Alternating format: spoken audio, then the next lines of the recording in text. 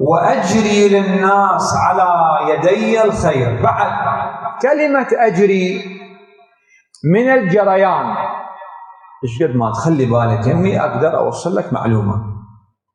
كلمة أجري جاية من كلمة الجريان، هاي باللغة العربية على وزن فعلان، وهذا الوزن باللغة العربية بدلالة على الاستمرار.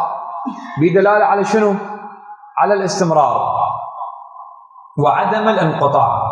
شلون تقول بالقرآن مثلا فيهما عينان تجريان، يعني تجريان بانقطاع لو باستمرار؟ باستمرار مستمر. القرآن لما يحكي عن الآخرة شو يقول؟ وإن الدار الآخرة لهي شنو هي؟ الحيوان. يعني الحيوان يعني الحياة الدائمة المتواصلة من غير انقطاع، هذا معناها. يعني شنو بعد؟ يعني الحياة يوم القيامة بالجنة حياة دائمة متواصلة غير منقطعة. هسه الكهرباء هنا بالدنيا تنقطع، تمام؟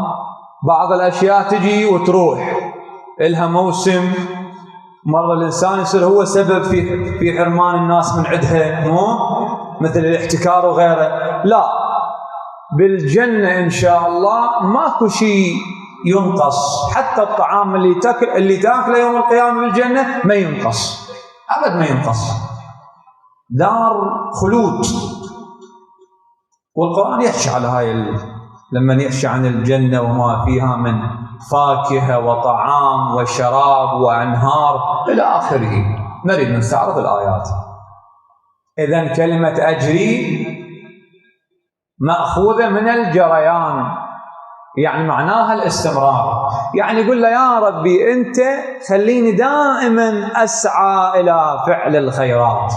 شوف، من المسارعين في الخيرات، السابقين إلى المكرمات. هذا الإنسان ليش؟ لأن الحياة فرصة لفعل الخير.